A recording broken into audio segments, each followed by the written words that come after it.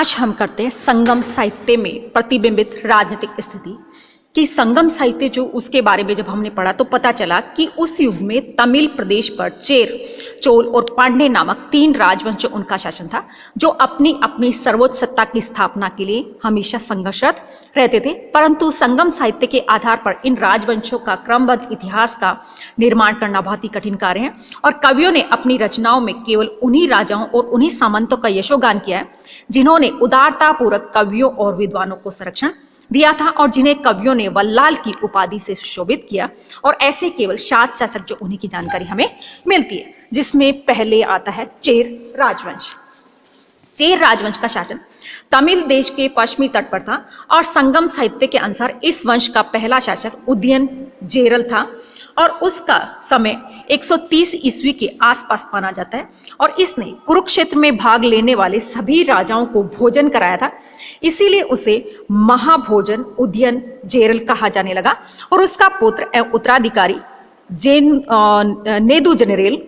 था और उसे कई युद्धों में विजय का श्रेय दिया गया था और वह अधिराज कहा जाता था और इसे इम्यतर मनवल अर्थात जिसके राज्य की सीमा हिमालय तक है उसकी उपाधि मिली हुई थी और इसकी राजधानी मरंदई थी और वह चोल राजाओं के विरुद्ध युद्ध करता हुआ मारा गया। उसके बाद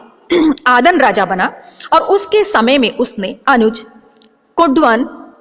ने कोनकू के युद्ध में विजय प्राप्त की और चेर राज्य की सीमा पूर्वी तथा पश्चिमी समुद्र तट तक बढ़ा दी। और आदन का पुत्र सेन गुटवन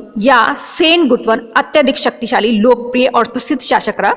इसके पास एक शक्तिशाली नौसेना का बेड़ा भी था और उसका समय 180 ईस्वी के आसपास माना जाता है और परमार नामक कवि ने उसका काफी यशोगान किया था और बाद में अनेक लेखकों ने भी उससे संबंधित अनेक उपाख्यानों की रचना की और इन रचनाओं से पता चलता है कि वह एक महान सेनानायक, योद्धाओं, कलाकारों और विद्वानों का उदार संरक्षक था और वह दुर्गों का घेरा डालने में प्रवीण था। वह अधिराज कहलाता था और 7 राज मुकुटों की माला पहनता था और इसके समय में पत्तिन पूजा का प्रचलन हुआ। इसे कुणी पूजा भी कहते हैं और पत्तिनी की मूर्ति को इसने किसी आर्य शासक को पराजित करके गंगा नदी के तट से प्राप्त किया था और इसके द्वारा संस्थापित पत्तिन संप्रदाय को पांडे और चोल राजा जो उनका भी आश्रय मिला था। पदिरुपत में उदयन जेरल वंश के 5 अन्य राजा जो उनके बारे में भी हमें पता चलता है कि उनमें से एक अंदुवन हुआ था जो कि अपनी विद्वत्ता के लिए काफी फेमस था और शेलवकुंडो हुआ जो कि वैदिक यज्ञों के लिए फेमस था और कुडक्को इल जेरल अंतिम चेर शासक था। उसने पांड्य तथा चोलों से युद्ध किया तथा चोलों के अनेक दुर्गों को जीता और काफी सारी संपत्ति जो वो ले ली थी। चेर वंश की राजधानी वांजी अथवा वंजी थी और यह नगर वाणी नदी के किनारे पर स्थित था और ऐसा माना जाता है कि वर्तमान कुरुवर नगर का नाम भी वांजी रहा होगा क्योंकि कुरुवर के आसपास हजारों की संख्या में रोमन सिक्के गड़े हुए मिलते और प्राचीन इतिहासकार पुटेलमी ने भी कोरुटा नगर को चेर वंश की राजधानी बताया था और प्लिनी ने वर्तमान क्रेनगोर के चेर शासकों की राजधानी बताया और इस प्रकार चेर राजवंश संगम युग का पहला राजवंश और दक्षिणी भारत में प्राचीनतम सभ्यता और संस्कृति का जन्मदाता माना जाता है। दूसरा आता है चोल राजवंश कि चोल राजवंश के शासकों में सबसे पहले उल्लेख करी काल का मिलता है जिसका काल 190 ईस्वी के आसपास माना जाता है और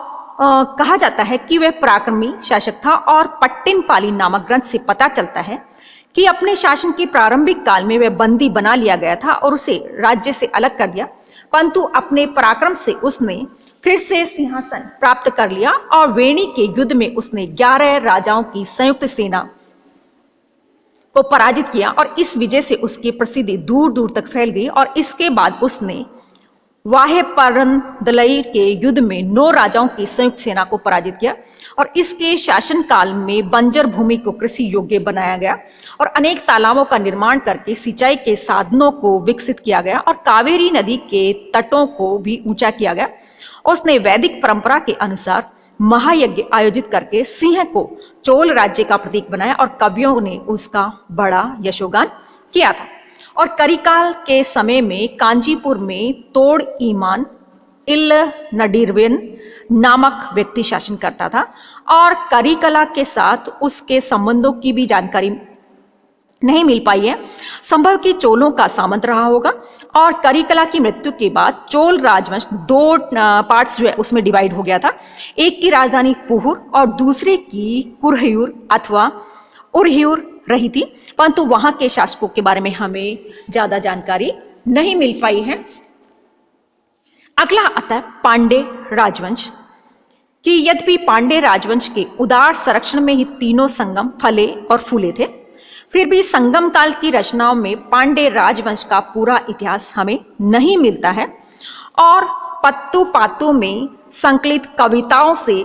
नेडुजिलियन नामक शासक की सफलता का पता चलता है और उसका समय 210 ईस्वी के आसपास माना जाता है। वह युवावस्था में ही राजा बन गया था और राजा बनते ही उसे अपने पड़ोसी शत्रुओं के आक्रमण का सामना करना पड़ा और तलैया लंगानम के युद्ध में उसने अपने शत्रुओं को बुरी तरह से पराजित किया और चेर राजा को बंदी बनाकर कारागार में डाल दिया। कवियों ने उसका यशोगान किया और उसके बाद उसका छोटा भाई कोर के राजा बना और इसने सती कर्णगी के सम्मान में एक महान उत्सव जो उसका आयोजन करवाया था। और संगम साहित्य में पांड्यों के विविध सामंतों के बारे में भी हमें पता चलता है। नल्यक कोडन ऐसा ही एक सामंत था और उसका समय लगभग 270 ईस्वी माना जाता है और नत्तन्नार द्वारा रचित कविता संग्रह में संगम काल की 3 राजधानियों वांजी, उरैयूर और मदुरै के महान और उदार शासकों के शासनकाल के समाप्त होने का वर्णन मिलता है। तो ये आपके तीनों वंश रहे थे जो कि संगम काल में हुए थे, चेर, चोल और पांडे राजवंश।